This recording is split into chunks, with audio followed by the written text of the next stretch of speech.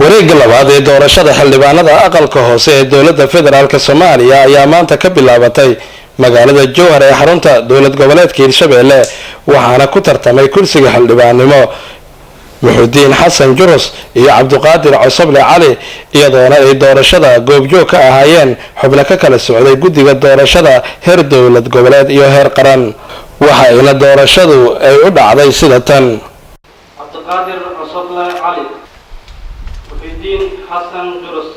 Cabduqaadir Cosoble Cali Cabduqaadir Cosoble Cali Muxudiin Xasan Jurus guddiga doorashooyinka ayaa ku dhawaaqay natiijada doorashada halkan waxaa ku tartamay xildhibaano kala ah Cabduqaadir Cosoble Cali iyo Muxudiin Xasan Jurus waxaa Cabduqaadir Cosoble Cali wuxuu keenay 37 cod ayuu helay 34 cod oo helay Muxudiin Xasan Jurus wuxuu helay 17 cod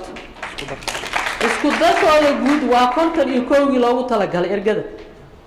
waxaa ku guuleystay oo xildhibaanka 2016 u gudbay Cabduqaadir Cosoble Cali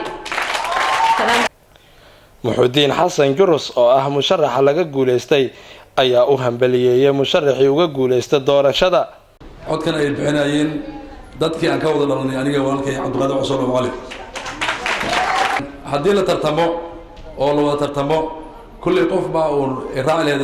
natiijada waxay raacday walaalkay Cabduqaadir Cosoble Cali oo laga bilaabo saacadan xildhibaankii qaranka waxaan rabaa inaan u hambaliyeeyo walaalkay xildhibaankayga Cabduqaadir Cosoble Cali waxaan rabaa inaan u mahadceliyo intii doorashada ka qayb gashay ee kooda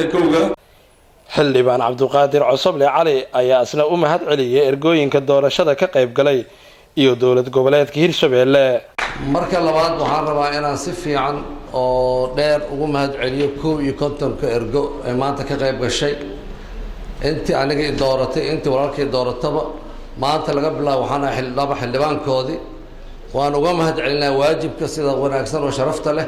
oo maalmihii la soo dhaafay ay guteen waxaan kaloo runtii mahad weyn aan u jeedinayaa aan rabaa inaan u soo jeedisho maamulka Hirshabelle oo isku taxallujiyay in doorashadan ay waqtigeeda ku dhacdo oo aysan jiidid si yeelan si aysan ugu dheelin image-ka iyo muuqaalka